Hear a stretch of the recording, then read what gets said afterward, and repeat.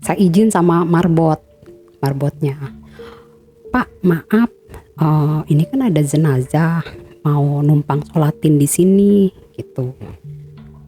Oh yang pelacur itu ya, itu si I katanya gitu.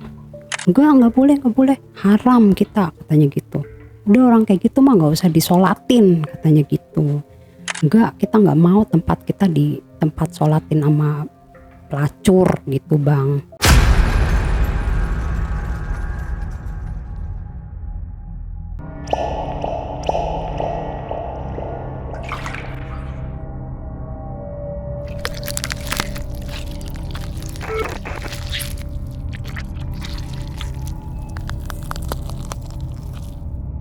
Assalamualaikum warahmatullahi wabarakatuh. Ketemu lagi dengan saya Ale, host Jejak Backpacker. Tentunya dalam obrolan misteri Jejak Backpacker kali ini, saya telah kehadiran seorang narasumber yang akan menceritakan pengalaman mistisnya. Di mana narasumber kita ini akan menceritakan cerita yang sangat luar biasa yang bikin kita semua merinding. Seperti apa cerita dari narasumber kita ini? Langsung aja kita berkenalan dengan narasumbernya. Assalamualaikum. Waalaikumsalam Mbak Susi. Iya Bang Ale. Apa kabar Mbak Susi? Alhamdulillah sehat Ya. Bang Ale. Ini Mbak Susi kebetulan beberapa waktu lalu kita ada juga namanya narasumbernya Mbak Susi. Oh iya. Jadi ini beda ya teman-teman, namanya aja yang sama. Iya. Sama-sama Mbak Susi. Oke, Mbak Susi. Mbak Susi ini mau cerita tentang apa? Tentang kayak siksa kubur gitu ya? Iya betul Bang Ale. Yang kayak di film-film hidayah gitu. Ya ternyata itu benar saya alami. Gitu. Oh. Iya. Jadi saya nyaksiin sendiri ada jenazah yang mau dikubur itu ya pokoknya apa ya, penuh pergulatan dari masyarakat, nggak boleh dimakamin, nggak boleh dingajiin gitu karena dia seorang pelacur. Astagfirullah. Oke. Iya. Disimpan dulu aja Oke. ceritanya Mbak Oke, Susi Bang. ya. Kita lanjut setelah ini. Tapi sebelum Mbak Susi bercerita lebih panjang lebar lagi, saksikan setelah OMG yang satu ini. Kopi Liong Bulan, nuansa legendaris di mana keunikan rasa dan aroma mengalir dari setiap biji kopi pilihan. Keistimewaan yang dipersembahkan bagi mereka yang menghargai cita rasa terbaik. Gurih dan aroma asli yang khas dibuat dengan sempurna. Kopi Liong Bulan, keajaiban dalam setiap aroma. Oke, Mbak Susi sebelum cerita kita ngeliong dulu nih Wah, Mbak Susi. siap, Mbak Susi siap. suka kopi juga ya? Wah, saya pecinta kopi Bang Ale. Wih, pas banget kalau Iya. gitu. Dicobain Mbak Susi Baik, kopi baik. liongnya. Mantap, Mantap ya rasanya. mantap. Ini kopi nggak ada duanya emang. Saya baru ini betul. ketemu kopi yang paling mantap Iya. buat sehari-hari Iya. ya. Pas, Pas ya. Oke, Mbak Susi udah siap buat cerita? siap Bang Ale. Siap ya. Silakan Mbak Susi. Ya. Ceritanya tuh Bang Ale ini kejadian tahun 2002. 2002. Di desa Tangerang, cuma tepatnya adalah ya, saya nggak sebutin. Jadi ceritanya tuh dulu saya itu menikah sama suami, dari kita pengantin baru kita hijrah ke daerah Tangerang itu, karena kan kita awalnya orang Jaksel, kita pindah ke Tangerang. Nah, suami saya kerja di pabrik, situ kan banyak pabrik daerah Tangerang. Dan terus saya menikah, akhirnya kita sampai punya anak saya umur 2 tahun. Dan singkat cerita saya kos-kosan lah di suatu ngekos ya? Ngekos, ya. Kita ngekos yang sekamar gitu Bang Ale, karena kan kita waktu itu gajinya juga masih minim suami, jadi mampunya tuh ngekos yang sekamar. Kita ngekos, kebetulan kita ngekos di tempat apa ya, rumah kayak buat pelacur gitu Bang Ale. Oh, iya. penghuninya maksudnya penghuninya atau gimana? Jadi gini, ada orang dia bahasanya mungkin germo kali ya. Jadi dia itu ada tempat nyiapin kayak rumahnya tuh gede Bang Ale. Dia ada di tengah-tengah kayak apa ya, kayak lapangan luas, tanahnya besar sih dia. Nah dia dijadiin tempat usaha pelacur gitu Bang Ale. Lebih tepatnya rumah bordir mungkin ya. Iya mungkin kayak gitu. Jadi dia bikin kamar itu ada kalau nggak salah 6. Jadi hadap-hadapan gitu, kos-kosan. Lah saya kontrak di salah satu itu kamar. Gitu. Sebenarnya sih kayak agak-agak aneh ya. Cuma waktu itu kan kita kenapa memutuskan di situ karena itu harganya yang paling murah yang kita mampu bayar di situ Bang Ale. Jadi orang-orang sih pada ngomong ke saya, teman saya, kok mau sih lo ngontrak di situ gitu. Karena itu kan tempatnya nggak aman buat lo, buat anak lo. Cuma saya mikir ya sabar dulu, nanti kalau kita ada biaya buat ngontrak, gajinya suami udah bagus, kita akan pindah. Udah akhirnya kita ngontrak di situ Bang Ale. Itu juga rekomendasi dari teman suami yang satu pabrik. Jadi dia ngasih saran, lo ngontrak di rumah mertua gue aja. Kebetulan temennya suami saya itu yang rumah bordir ya. Bordir itu rumah mertuanya. Jadi dia nyaranin di situ karena dikasih miring lah harga, karena itu dia kasihan sama kita gitu Bang Ale. Karena kan kita tuh merantau ke Tangerang benar-benar dari nol, nggak ada yang nolong kita gitu. Maksudnya orang tua, mertua, kita tuh benar-benar fighting, saya sama suami saya sendiri gitu.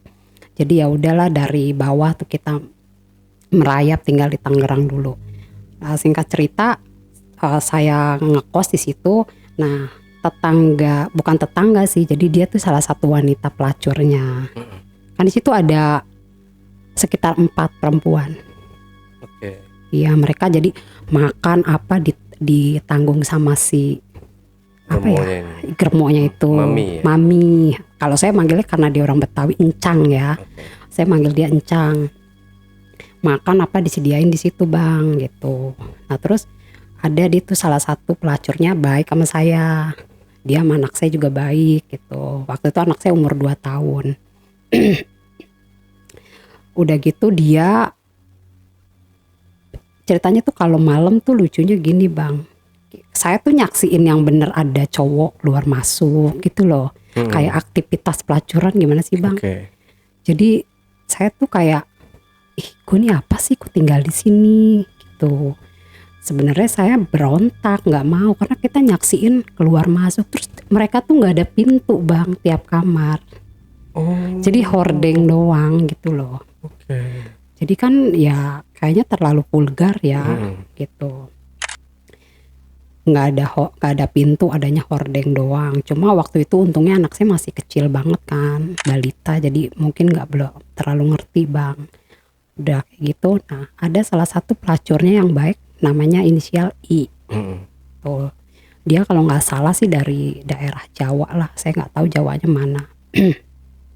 Kita sering ngobrol tuh Bang sama dia si I ini. Kalau masak juga, Sus mau masak apa? Gini-gini dia sering traktir kita. Dan dia juga kayaknya care sama anak saya gitu. Udah kayak gitu, berjalannya waktu, tiap malam saya nyaksiin kayak gitu-gitulah Bang ya. Tapi tuh saya tuh sebenarnya ada pintu belakang Bang. Ada pintu belakang. Cuma kan kadang namanya cowok-cowok nakal ya, sering ke belakang-belakang gitu Bang gitu. Terus saya juga kan waktu itu kan posisi saya juga usianya masih muda ya, waktu anak saya umur 2 tahun. Jadi kayak agak risih gimana sih Bang. Namanya ya kan kita nyebutnya laki hidung belang lah ya kalau ke tempat kayak gitu kan. Terus mereka tuh kayak yang gimana gitu. Terus saya ngomong sama suami, kayaknya kita harus pindah deh Pak, jangan di sini. Saya nggak nyaman gitu. Karena kan mereka pasti ngelihat kita tuh Bang. Terus kok terus orang situ juga ngomong, lo ngapain juga tinggal di tempat yang kayak gitu. Tapi yang lebih saya bingung Bang, di daerah itu kan agamanya fanatik banget. Itu benar-benar fanatik. Tapi kok bisa di tengah-tengah pemukiman penduduk ada tempat kayak gitu didiamkan, maksudnya dibiarkan gitu loh. Itu yang saya heran gitu. Nah udah berjalannya waktu, si I ini kenal lah sama mungkin pelanggannya kali ya bang. Nah si pelanggannya ini ngomong ke si I, udah lo nggak usah kerja kayak gitu lagi, gue piara aja bahasanya bang. Tapi lo jangan ngelayanin laki-laki lagi ya. Tanya, ya udah, tapi yang penting gue dikasih duit ya tiap hari, gue nggak pegang duit, kata si I. Oh iya, kata si cowoknya nih, ya udah pokoknya ntar gue jamin. Mungkin si cowoknya seneng kali bang sama si I. Udah kayak gitu, udah mereka kumpul kebo lah ya bang, bahasanya gitu ya, tanpa nikah. Nah mereka tinggalnya di situ juga bang, gitu. Masih si cowok ini orang asli situ, dia udah punya istri, gitu. Udah punya istri, terus berjalannya waktu, si cewek ini hamil. Hamil. Terus pokoknya kan saya tuh sama dia close banget bang, sama si ini deket banget bang, kita kemana-mana berdua.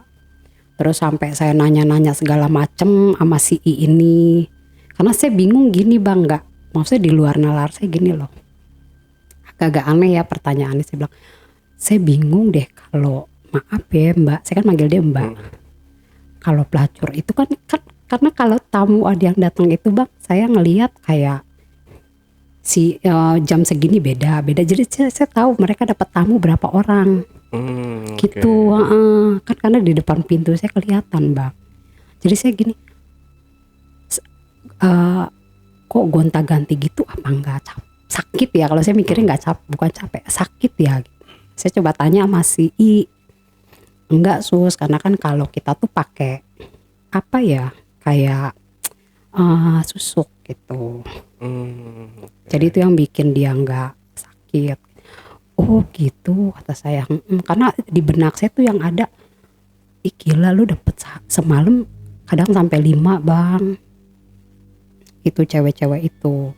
Cuma emang di antara yang cewek 4 ini saya paling deket dan close tuh sama si I ini, gitu. Lah udah singkat cerita, mereka kumpul kebo, lama berjalannya waktu. Nah saya masih, si cowoknya ini, si abang ini saya dikasih tahu, dibilangin lah, sus tolong liatin si I ya, dia dapat tamu apa enggak, ngelayanin tamu enggak. Saya jadi detektif lah, disuruh tuh bang, kalau dia ini tamu bilang ya sama gue. Oke sip bang, kata saya gitu. Saya juga maksudnya gini bang, saya bukan yang ngedukung ini, maksudnya kan lebih baik dia satu cowok dibanding gonta-ganti kan. Kalau dia mau serius kenapa enggak, pikir saya gitu bang. Kan saya ngeliatnya kasihan juga ya, kayaknya ngeliat perempuan kayak gitu tragis gitu loh bang. Saya ngeliat tuh, ya Allah, lo cari duitnya begini banget gitu. Kayaknya buat saya tuh sedih, saya sebagai perempuan ya bang, kayaknya saya ngeliat sedih banget gitu. Jadi saya tuh mendukung si abang ini karena saya pengen dia udahlah ya, jangan gonta-ganti, kan bahaya juga. Udah singkat cerita, udah ternyata terus saya diomongin lagi, sus gimana? Enggak bang, aman, dia nggak ambil tamu, saya bilang gitu. Oh ya udah, anak saya juga sering dikasih uang jajan tuh sama dia bang. Oh ya udah. Nah singkat cerita dia hamil tuh bang. Dia hamil. Nah pas hamilnya itu si ini mulai begah kali ya. Begahnya gini bang, satu itu laki kan punya suami, punya istri. Terus keduanya, ya namanya perempuan malam biasa pegang duit sendiri ya bang. Terus ngarepin dari laki orang yang dia juga kerjanya kalau nggak salah bengkel lah itu, si laki-laki itu. Jadi kan penghasilannya nggak seberapa bang, bukan yang kayak pengusaha apa gitu kan. Akhirnya dia ngomong ke saya, sus, gue ntar habis lahiran mau balik lagi kerja gitu, gue nggak mau dipiara sama si abang lagi. Emang kenapa mbak? Saya bilang, gila gue suruh nungguin, kadang minta jajan ngemis-ngemis gitu. Gue biasa pegang duit tinggal jajan-jajan, ini aduh enggak deh sus gue gitu. Yakin mbak? Kayak gitu. Ya yarin sus, ntar lo ngurusin anak gue ya kalau gue lahiran, kata dia gitu bang. Iya siap mbak, ntar saya ngurusin anaknya, ntar pokoknya lo gue gaji deh. Iyalah, saya bercandain tuh, harus digaji lah gitu kan, jaga anak capek, saya bilang gitu. Udah kayak gitu udah, terus dia tuh banyak ngeluh sama saya lah bang. Si cowoknya jarang datang begitu tahu hamil tuh bang. Dan yang saya heran, si I ini selama kita kenal satu kos-kosan gitu wilayah, dia tuh nggak pernah ada saudara apa siapapun gitu bang. Jadi bener-bener kayak alone gitu loh, sendiri, dia sendiri di situ gitu. Jadi saya tuh nggak pernah tahu dia ada saudara apa-apa selama saya ngontrak ngekos bareng dia, tuh nggak pernah ada yang dateng gitu. Udah kayak gitu dia hamil, banyak ngeluh lah gini ke saya. Udah, nah singkat cerita dia lahiran tuh bang. Lahiran, saya dulu zaman dulu gimana ya, saya lupa ada telepon apa gimana ya, saya hubungin si abangnya itu 2002 udah ada, tapi masih telepon, belum ada WhatsApp ya. Iya, belum ada WhatsApp. Terus kayaknya waktu itu telepon rumah bang. Benar, saya kayaknya enggak, saya ingat saya nelpon ke bengkelnya. Telepon apa rumah ke bengkelnya, saya telepon dia. Saya telepon terus, bang ini si I mau melahirkan gitu, datang deh bang, karena kan saya nggak tahu saudaranya si I nih. Akhirnya dia datang tuh bang, kita bawalah ke rumah sakit daerah Tangerang. Udah dibawa, si I ini melahirkan, ternyata anaknya meninggal bang. Anaknya meninggal gitu. Dan dia selama hamil nggak pernah diperiksa, nggak pernah apa bang gitu, nggak pernah dicek-cek gitu. Dan jadinya ya mungkin pengaruh kali ya, bayinya nggak sehat apaan kita nggak tahu bang gitu. Cuma kalau saya bilang, mbak nggak diperiksa mbak ke bidan kan gratis, nggak sus nggak apa-apa, males gini-gini gitu. Dan dia kan selama hamil itu kayak masih ngerokok, terus minuman gitu bang masih. Jadi ya mungkin ya gitu. Jadi saya juga nggak tahu kenapa bayinya meninggal. Istilahnya selama dia hamil tuh mengandung nggak sehat lah cara hidupnya bang. Udah meninggal. Nah terus si bayinya itu dimakamin sama si abangnya itu, gak dibawa pulang. Saya nggak tahu dimakamin di mana lah tuh bang tuh si bayi. Dia dirawat tuh bang seminggu di rumah sakit si I. Saya datang besok lah ya, udah besok dia dirawat seminggu. Pulang kan dia bang, pulang ke kos-kosan itu.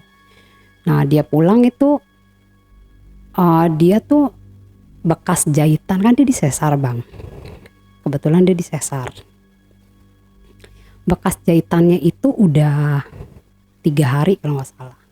Dia manggil saya tuh bang, sus sini dah. Emang tuh dia abis ngelahirin dia agak beda bang, nggak kayak dulu. Dulu kan dia aslinya dia orangnya ceria, ketawa gitu bang. Kita sering bercanda, jalan kemana. Dia abis ngelahirin, bukan abis ngelahirin sih, saya tengetin dia tuh berubah semenjak dia hamil umur 7 bulan. Nah dia tuh udah kayak, mungkin saya nggak ngerti dia apa udah feeling hidup gue mau kemana nih gitu, hamil status nggak jelas mungkin ya, namanya perempuan kan. Nah dia manggil saya tuh 3 hari habis dioperasi tuh bang. Kenapa mbak? Sus kok bekas jahitan gue kok benyenyeh ya gitu, keluar nanah gitu bang. Terus saya bilang gini, masa sih mbak? Iya, coba saya lihat gitu. Dibuka deh tuh dasternya bang. Saya lihat, emang bener bang itu. Jadi bekas jahitan tuh kayak nanah bulat-bulat gitu bang. Gitu, terus kayak keluar ada darahnya gitu. Pokoknya banyak lah ya bang. Ih mbak, ini mah infeksi mbak, kita kontrol yuk gitu. Kontrol ke rumah sakit. Nggak usah sus, biarin aja deh. Tapi kan mbak sakit, dia meriang bang. Panas dingin, karena kan yang nggak benanah aja kan panas dingin kan abis disesar. Apalagi tuh dia yang jadi benanah gitu kan. Mbak ini harus di check up yuk ayo gue anterin mbak gitu. Udah biarin aja sus. Nah si abangnya ini tuh dari yang dia dipulang, dia kan dianterin pulang tuh habis dirawat bang. Nah itu dia nggak nongol-nongol lagi tuh bang, cowoknya gitu. Mungkin dia bengong karena dia nggak datang lagi kali ya bang. Terus kedua dia shock juga karena anaknya meninggal kan gitu. Jadi campur aduk lah tuh dia. Jadi saya ngelihatnya emang berubah drastis banget tuh bang. Saya sedih kan ya bang. Udah kayak gitu cowoknya nggak datang, terus udah sampai hari kelima dia pasca melahirkan itu dia nggak bangun tuh bang. Terus saya pegang badannya panas. Mbak, lu harus dibawa ke rumah sakit nih, lu kayaknya infeksi deh gitu. Enggak sus, biarin aja. Enggak, lu nggak bisa biarin aja nih infeksi, lu bisa bahaya loh. Akhirnya saya tanpa ngomong, kan tadi saya suruh ngubungin, saya bilang ya udah telepon si abang. Enggak, udah biarin aja. Dia kayak udah marah bang. Tapi saya inisiatif sendiri, saya telepon si abangnya itu.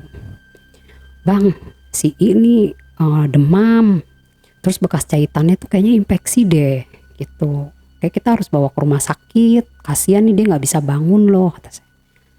Datang tuh dia bang, dibawalah dia, kan dia pakai motor zaman dulu, motor yang breng apa tuh ya bang. Dibawalah dia, terus saya bilang paksa aja bang gitu, walaupun dia tadinya nggak mau bang, si I-nya ini dibawa nggak mau, kayak udah pasrah gitu loh bang. Saya bilang mbak, lo harus dibawa ke rumah sakit, lo nggak bisa kayak gini. Akhirnya dia rayu sama si abang, mau dah tuh. Dibawalah dia ke rumah sakit tuh bang. Dibawa ke rumah sakit, sama rumah sakit katanya harus diopname karena itu infeksinya udah stadium berapa lagi tuh, udah parah bang gitu.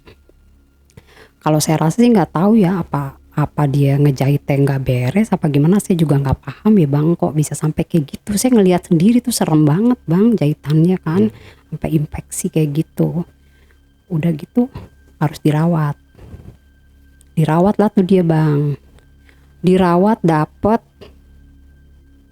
5 hari kalau nggak salah bang, 5 hari saya ingat. Dia meninggal pak. Dia meninggal. Tahu banget.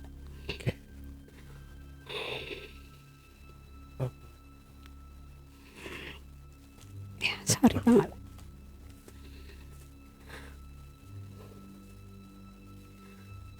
Dia meninggal tuh ceritanya bang.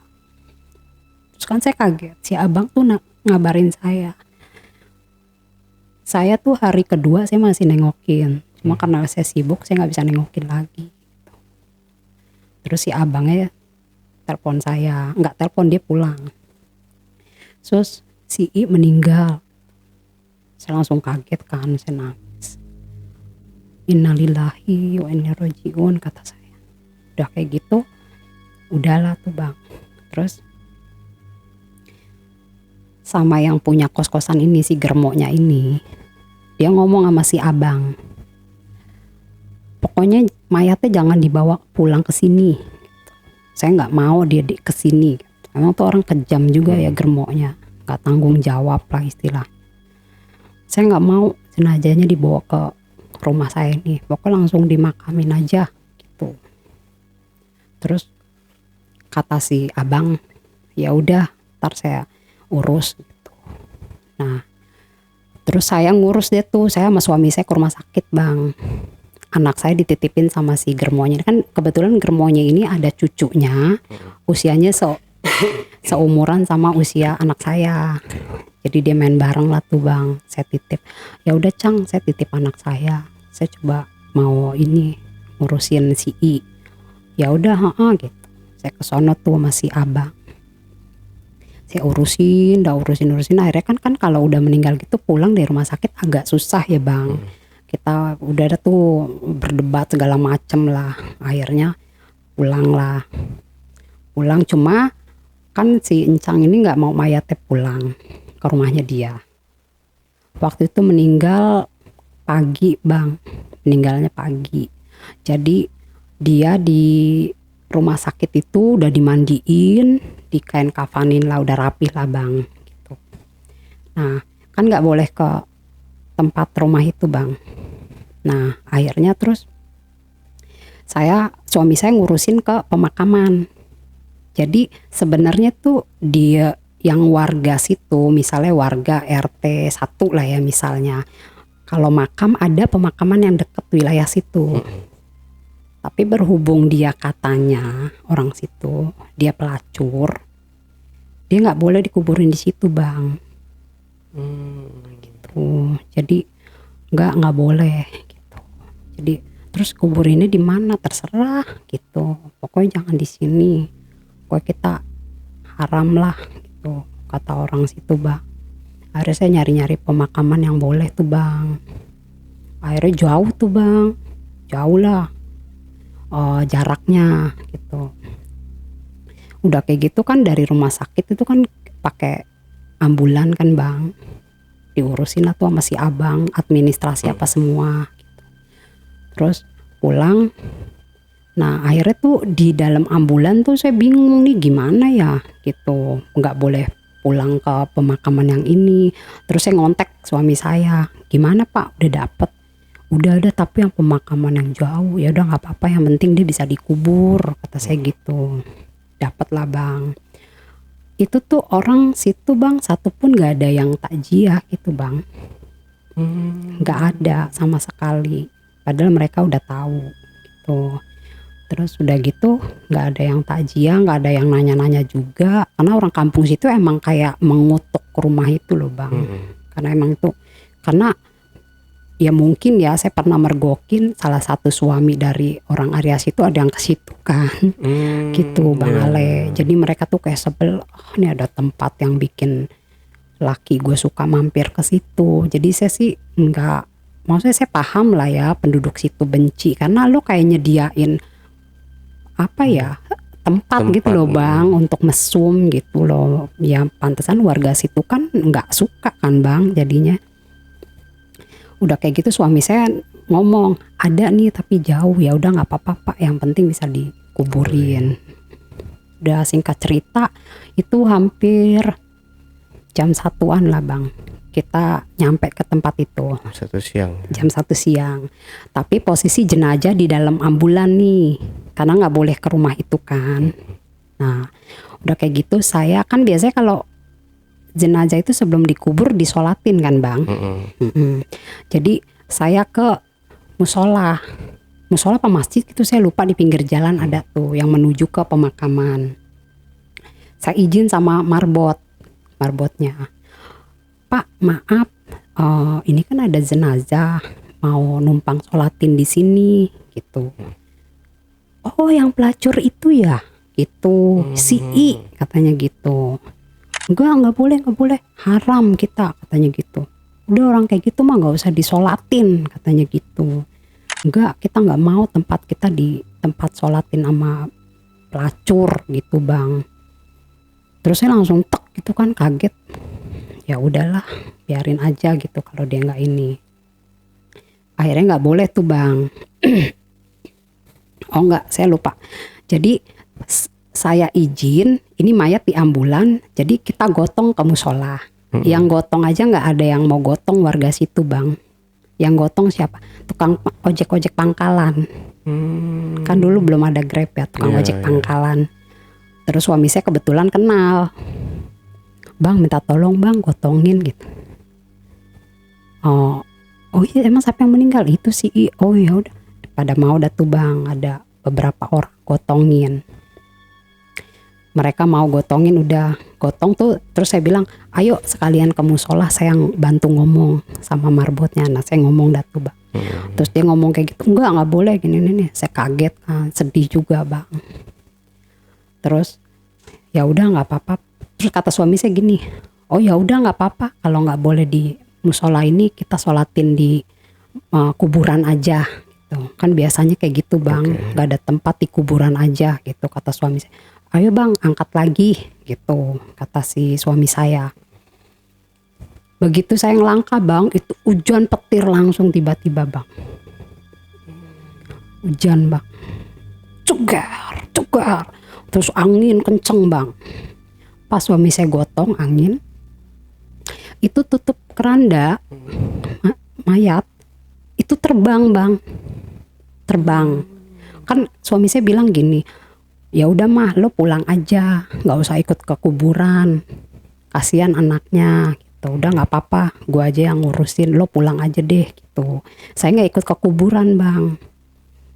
Nah habis saya ngomong sama si marbot itu, saya ngelangkah, itu langsung hujan gede bang, mau diangkat kan sama suami saya. Tutup keranda terbang, terus kerandanya goyang, kan mereka yang gotong goyang kan bang, angin kenceng kan, megangin nahan, goyang, jatuh bang.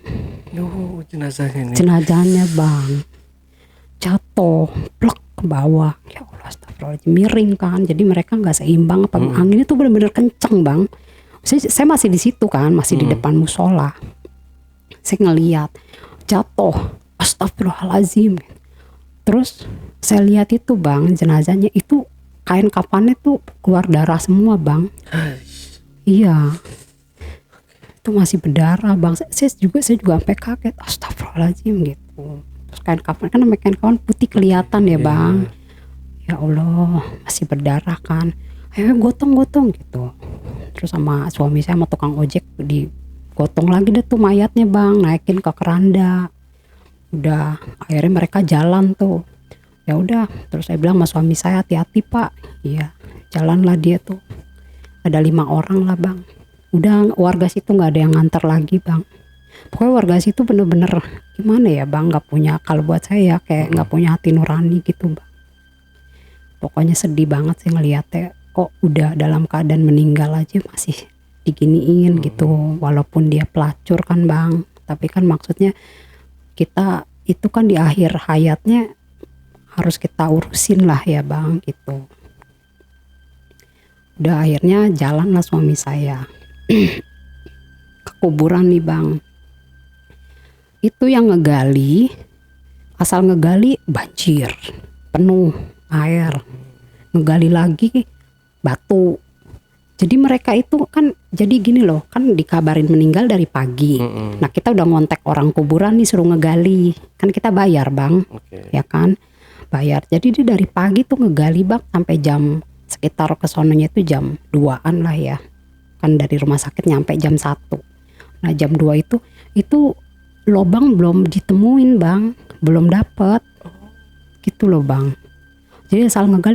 Terus anehnya, saya tahu ceritanya dari suami saya kan, yang masalah di kuburan. Anehnya kuburan segitu luasnya, tapi tuh yang ngegali kayak nggak kelihatan ada lahan kosong. Jadi mereka tuh kayak belusukan di pojok-pojok gitu. Makanya kata suami saya, ngapain diblusukan di sebelah sono, kan sebelah sini masih lega gitu. Tapi si tukang gali kubur ngomong nggak ada yang tempat kosong, penuh gitu. Jadi kayak nggak tahu lah, saya walau alam ya bang ya. Apa ditutupin, apa gimana saya nggak ngerti lah ya. Maksudnya kan tanpa kita sadari, kok dia nggak ngelihat ada lahan kosong ya. Dan nari yang pojok-pojok nggak ngegalinya gitu bang. Udah di tengah udah, tapi itu air mulu. Jadi digali air keluar kayak mata air bang gitu. Udah akhirnya yang ngegali ini nyerah, capek bang. Karena dia ngegali nggak ada hasilnya kan, capek. Nah si jenazah ini digeletakin. Kan biasanya kalau jenazah itu kan nggak pakai nunggu lubang kubur kan bang. Udah selesai kan. Ini enggak bang. Itu dia nungguin sampai 5:30 bang. Maghrib ya. Iya. Itu mendekati maghrib bang. Nggak ketemu-temu.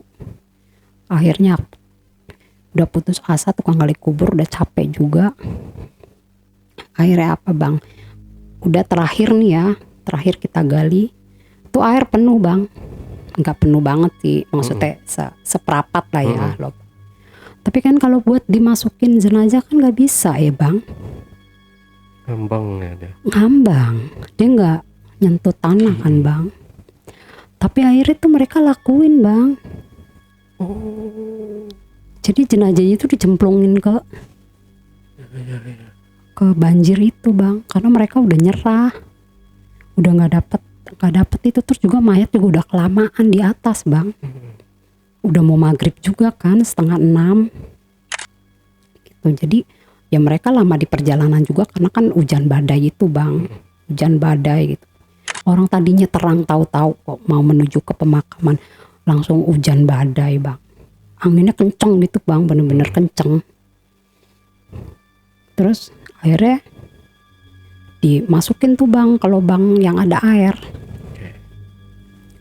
Udahlah nggak apa-apa lah, dimasukin aja terpaksa daripada mayatnya nunggu. Ini udah 5:30 loh, dikit lagi maghrib gitu. Ya udah akhirnya dipaksa diblesekin dah tuh bang, biar nggak ini. Akhirnya diblesekin, dikubur. Udah akhirnya dikubur tuh bang. Singkat cerita suami saya pulang lah. Cerita dah tuh yang tadi saya ceritain tuh kayak gitu. Kayak gini mah. Saya kan sedih ya bang. Saya sedih, ya Allah sampai segitunya gitu. Kok tragis banget ya akhir hidupnya gitu bang. Terus udah, saya juga tadinya gini bang, saya mau, maksudnya gini kan, orang tangga di kampung itu kan nggak nerima ini jenazah dikubur. Kalau seandainya saya tahu saudara apa siapa, lo bawa lah kubur di tempat lo gitu kan, mungkin kalau dia ada saudara masih ada power ya bang. Ini kan dia sama sekali nggak ada. Yang saya bingung KTP apa nggak punya bang. Jadi dia nggak ada, jadi dia identitas tuh bener-bener nggak ada. Jadi saya juga bingung, aduh tadinya saya kalau di situ nggak boleh dikuburin, mau kuburin di mana? Kalau kita kenal saudara kan minta tolong saudara nih, mungkin saudaranya ada yang tahu nih pemakaman mana, bawalah nih ke saudaranya, kasihan. Lah dia bener-bener nggak ada KTP. Yang kayak saya cerita tadi, saya nggak pernah ngeliat saudaranya dia datang bang di kos-kosan. Dia kayak sendiri gitu loh di dunia gitu, nggak ada siapa-siapa. Saya cari di kamarnya KTP identitas nggak ada bang gitu. Jadi udah singkat cerita, udah suami saya pulang dari yang makamin tuh pas jam 6 tuh selesai maghrib tuh bang. Suami saya pulang. Suami saya bilangnya apaan bang? Itu jenazahnya berat banget bang. Ya jenazahnya berat. Terus suami saya abis nguburin itu 3 hari meriang. Suami saya meriang bang, gak kerja. Dia bilang, gila gue capek banget, berat banget gitu kata suami saya. Jenazahnya berat sus gitu. Masa sih pak? Iya. Terus saya bilang, apa mungkin karena yang gotong 4 orang doang kali pak? Gitu. Enggak, ini mah beda kata suami saya. Oh ya udah nggak apa-apa, ikhlasin aja. Gitu. 3 hari suami saya meriang bang, nggak kerja. Udah singkat cerita, nah siang habis meninggal kan malam umumnya itu kan kita ada tahlilan ya bang, yasinan gitu bang. Udah habis itu terus saya coba ngomong ke Pak Ustadz yang ada di daerah situ. Saya ngomong sama si Encangnya nih, Cang sekarang gini, walaupun Encang nggak ngurusin sama si Germoknya nih bang, ya udah gini aja Cang, tolong izinin di kos-kosannya ini saya ngadain tahlilan, kan kasihan Cang gitu. Ya udah nggak apa-apa. Terus kita mau beli apaan sus? Ya udah seadanya aja. Saya patungan tuh sama si Encang itu bang, beli kacang sama aqua doang bang, buat orang tahlilan. Udah nggak apa-apa, ntar kita patungan aja seadanya Cang, nggak apa-apa. Gitu. Yang penting ada pengajian lah, kasihan kan abis meninggal kok sepi, saya bilang. Udah saya coba datangin Pak Ustadz yang ada daerah situ. Saya ke rumahnya, Assalamualaikum, Waalaikumsalam. Kenapa sus? Pak Ustadz saya mau minta tolong, mau ngundang Pak Ustadz ke kontrakan saya, ke kos-kosan saya untuk ya tahlilan lah Pak Ustadz. Buat siapa sih? Enggak, najis haram, gue ngajiin orang pelacur gitu bang. Gila ya. Terus saya bilang, ya jangan gitulah Pak Ustadz, dia kan juga manusia. Kan maksudnya gini bang, saya mau ngomong lebih jauh, dia kan Ustadz ya. Ntar saya jadi diceramain balik. Iya, ntar kata dia tawan juga gue gitu. Tapi kan faktanya dia aja kayak gitu bang. Terus saya bilang, kucing aja kalau mati dikuburin Pak Ustadz, saya gituin bang. Masa ini manusia nggak mau diurusin? Tolonglah Pak Ustadz. Enggak, haram gue gini gitu. Nah di daerah situ tuh anehnya gini bang, walaupun bukan pelacur, orang normal lah ya meninggal, itu kita kalau mau ngundang ustadz ngajiin, itu kita bayar bang.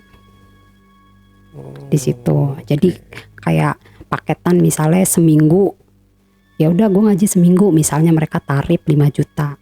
Ntar si Pak Ustadz ini punya anak buah ngajiin gitu bang.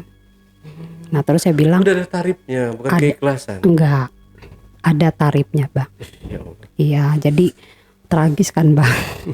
Jadi kayak lo punya ilmu tapi dijual belikan lah ya kalau pakai duit. Nah, mereka udah ada tarifnya bang. Menjual agama ya. Jual agama itu sangat disayangkan banget sih bang. Terus saya bilang, Pak Ustadz saya ada duit tapi nggak seberapa lah gitu, minta tolong Pak Ustadz. Saya sampai bener-bener saya mau ngeluarin duit bang. Yang penting itu ada yang ngajiin gitu loh bang.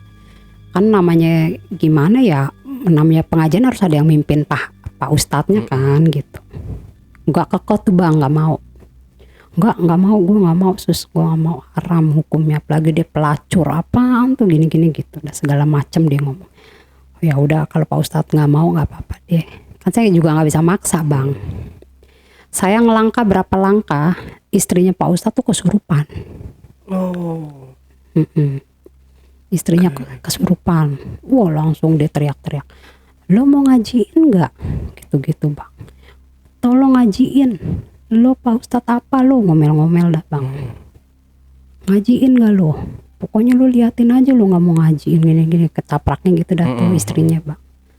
Terus Pak Ustadznya bilang, dia kan bisa ngobatin orang kesurupan juga tuh Ustadz. Akhirnya udah sadar istrinya, akhirnya mau tuh Pak Ustadznya. Datanglah tuh bang Pak Ustadz ngajiin, kita ngasih seikhlasnya lah ya.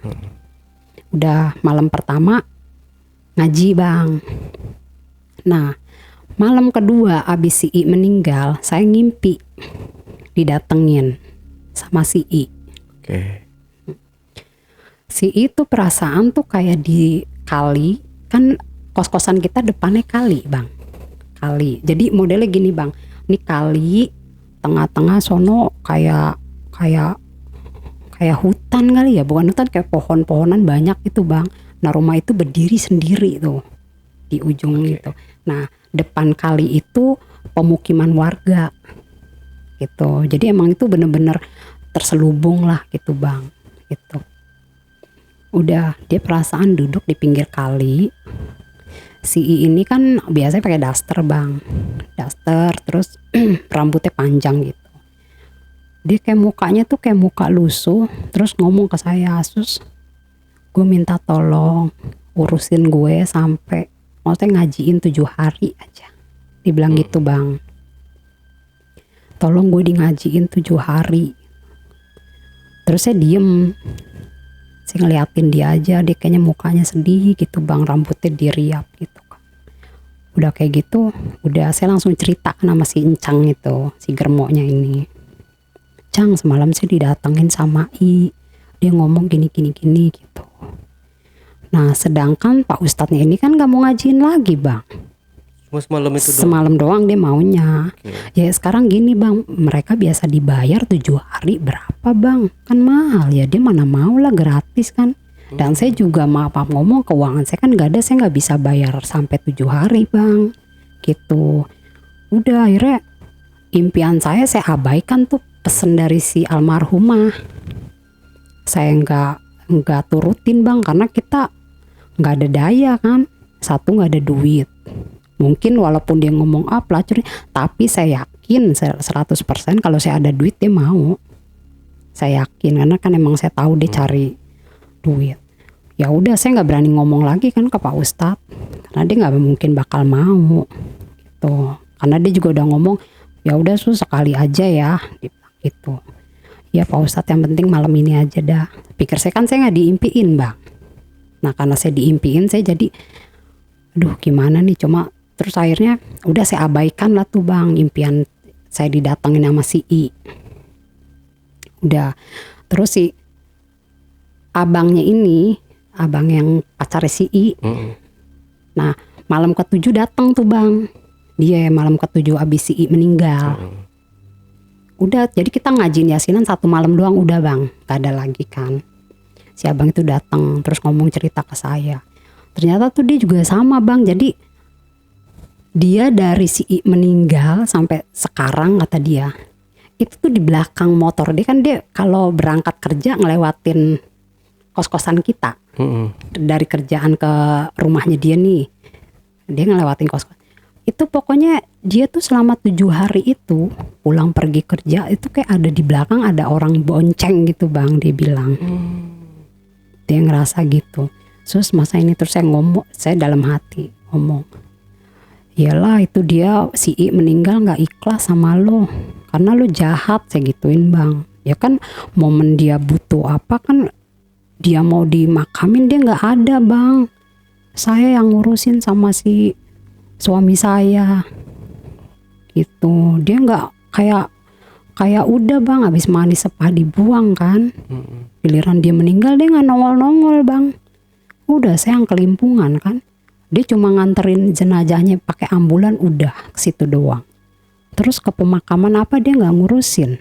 Saya itu yang bergulat tuh sama suami saya gimana caranya. Untungnya suami saya kan di situ agak bergaul bang, jadi pada kenal lah gitu. Udah terus saya juga ngomong sama si Encang ini, Encang kan orang sini asli, kali aja didengar.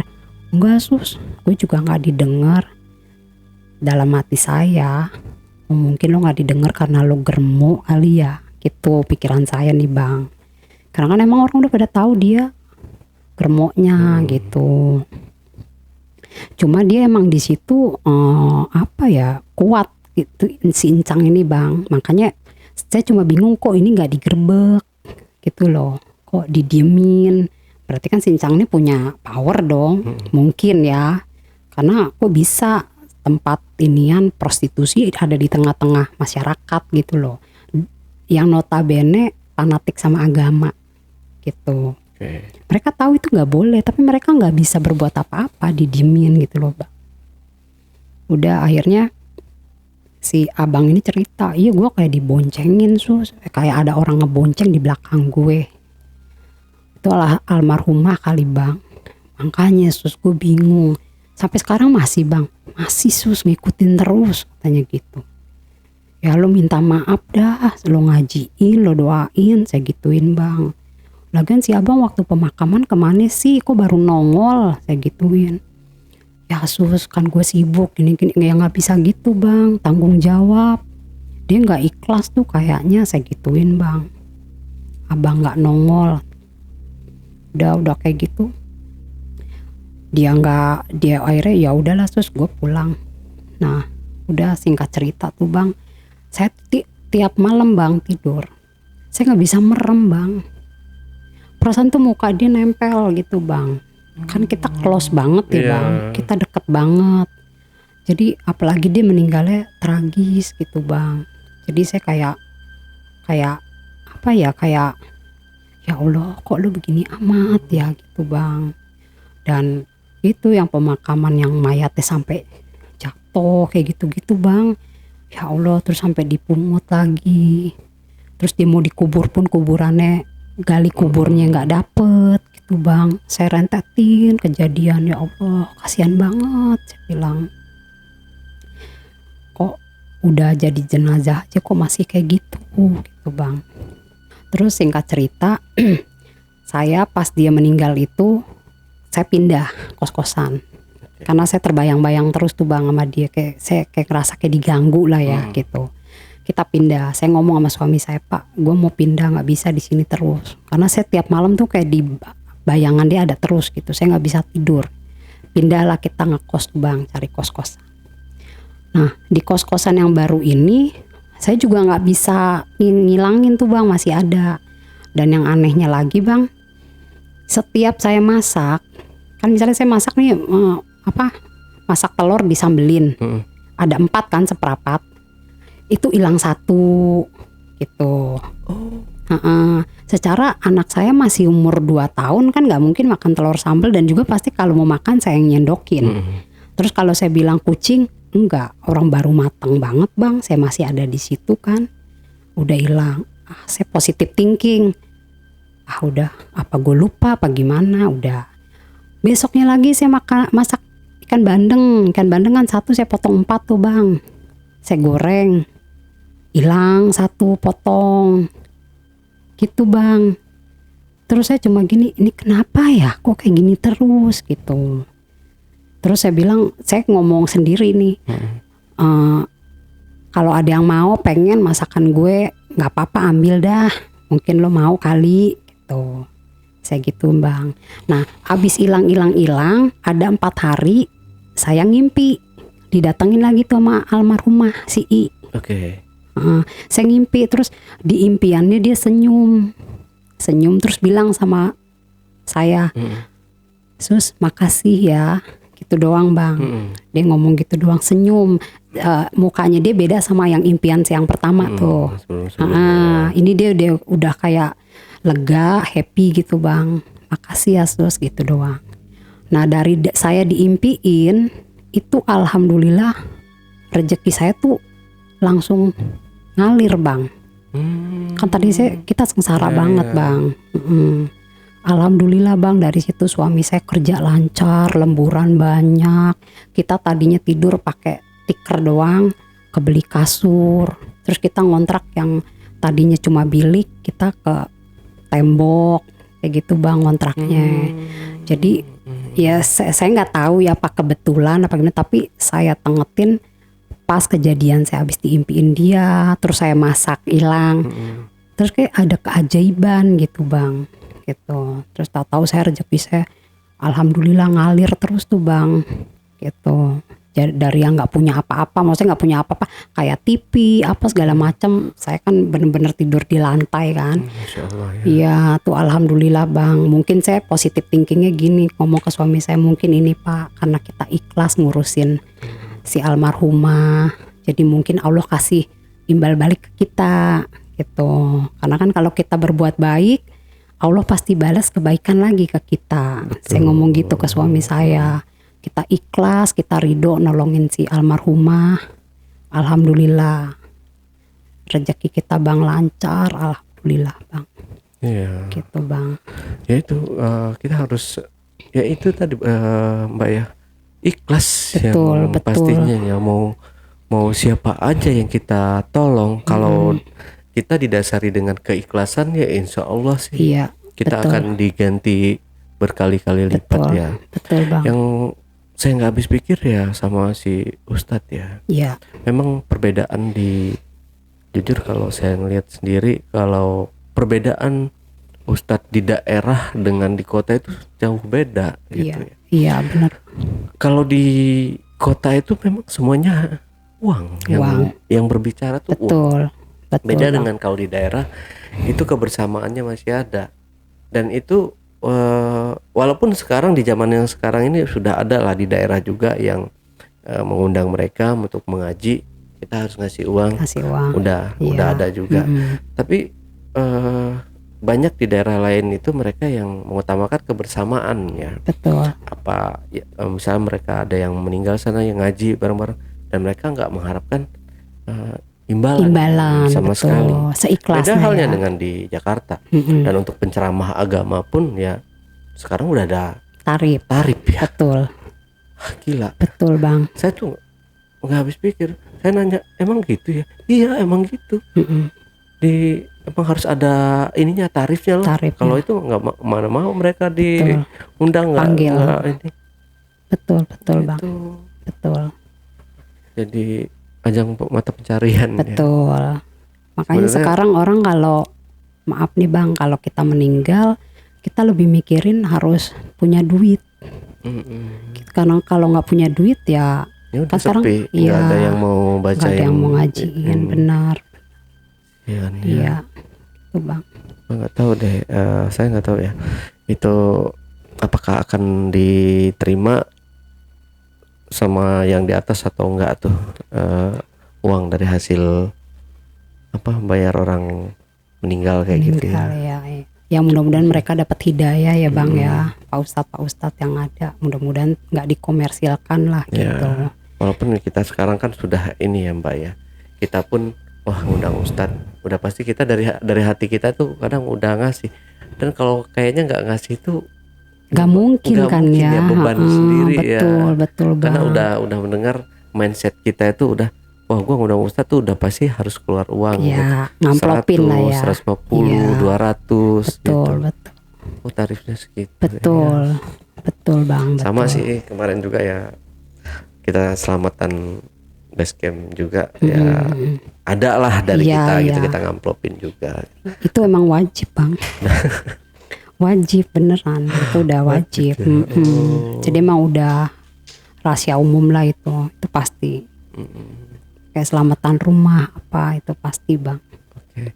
Nah, tapi untuk si I ini dia di makamnya sendiri itu dia berarti pakai I dan binti Fulan gitu ya? Ya, Karena nggak tahu identitas. nggak ada. Kita lost informasi tentang dia Bang. Makanya saya bingung, ini orang kok hidup di dunia begini ya gitu, nggak ada jejak rekamnya lah istilahnya Bang, nggak ada identitas. Dia menghilangkan jati diri dia dari Kayaknya, semua orang, Bang. nggak pengen orang semua tahu. Iya, saya taunya dia orang Jawa Timur, tapi saya nggak orang Jawa. Saya taunya itu doang. Itu cerita itu tuh Bang sampai sekarang saya nggak pernah lupa, karena buat saya tuh miris banget gitu loh Bang. Lebih serem sih daripada kita kalau saya ngerasainnya lebih serem kita ketemu setan, hantu kayak gitu ya. Iya. Kejadian yang dialami sama si ini. Bener Bang. Jadi saya tuh ngimpi kebayang-bayang dia bukan karena saya takut, karena saya sedih banget. Saya sedih banget Bang, bener. Maksudnya ya ampun kok kayak gini gitu. Terus kayak yang dulu-dulu tuh, maksudnya gini, pas kayak film di TV itu ada film-film yang hidayah gitu kan. Nah, kan baru kesini kan lewat dari kejadian itu. Saya baru ingat, ternyata ini yang pernah gue alamin gitu. Bener emang adanya kisah nyata. Kadang kita suka nggak percaya, masa itu mah settingan kali gini gitu. Tapi real gitu, saya ngalamin di hidup saya ada gitu. Dan saya kenal deket sama si almarhumah. Kalau dulu kan kita kalau nggak ngalamin nggak percaya kan Bang. Itu mah film settingan. Tapi emang itu bener adanya Bang. Jadi ya maaf dia tragis meninggal kayak gitu. Kita nggak tahu apa dosa dia sebagai ya kan Bang, kan kita nggak tahu. Urusan dia lah sama Tuhan. Betul. Yang pasti kita sebagai manusia ya wajib kita memanusiakan manusia itu tadi. Betul. Ngurusin ya kan Bang. Namanya dia udah meninggal ya, kita sebagai manusia hidup wajib ngurusin, apalagi kita muslim kan. Itu kan kalau kita nggak ngurusin dosa Bang gitu. Jadi ya tragisnya gitu aja lah Bang. Sedih pokoknya. Buat saya tuh sedih banget. Dan kayaknya seumur hidup saya nggak bisa lupa cerita ini Bang. Ya, semoga si husnul khotimah ya Amin, Mbak ya. amin. Dan semoga dosa-dosa juga diampuni sama Amin, Allah Subhanahu wa Ta'ala. Bang Ale. Amin. Yang pastinya kita doakan aja yang terbaik buat di alam sana. Amin, gitu ya. amin Bang. Amin. Oke, dari sini Mbak Susi ada yang perlu ditambahkan lagi kira-kira? Saya cuma mau pesan aja ya Bang. Maksudnya saya nge-share cerita ini, kita ambil pelajaran aja. Maksudnya kalau apapun dia, siapapun dia, kalau dia sudah meninggal, itu kita sebagai manusia wajib ngurusin Bang, apalagi makamin. Terus yang kedua, ya pelajaran juga untuk wanita di luar sana yang masih profesinya seperti itu. Saran saya lebih baik cari pekerjaan yang halal, apapun alasannya, tapi kita jangan sampai terjerumus sama di lingkaran pekerjaan seperti itu Bang. Gitu aja Bang. Oke, Mbak Susi, terima kasih buat kisah epicnya ini. Oke, JPker, itulah tadi obrolan misteri Jejak Backpacker bersama narasumber kita, Mbak Susi. Jangan lupa untuk selalu support channel YouTube Jejak Backpacker, subscribe, like, komen, dan share sebanyak-banyaknya video-video YouTube Jejak Backpacker. Dan buat teman-teman juga yang punya cerita menarik yang ingin menceritakan langsung di studio Jejak Backpacker, silahkan teman-teman menghubungi admin melalui nomor WhatsApp di 0858 47663 atau di 0852 1234 5683. Wassalamualaikum warahmatullahi wabarakatuh. Oke, Mbak Susi, terima kasih Sama-sama, Pak. buat waktunya. Sampai jumpa.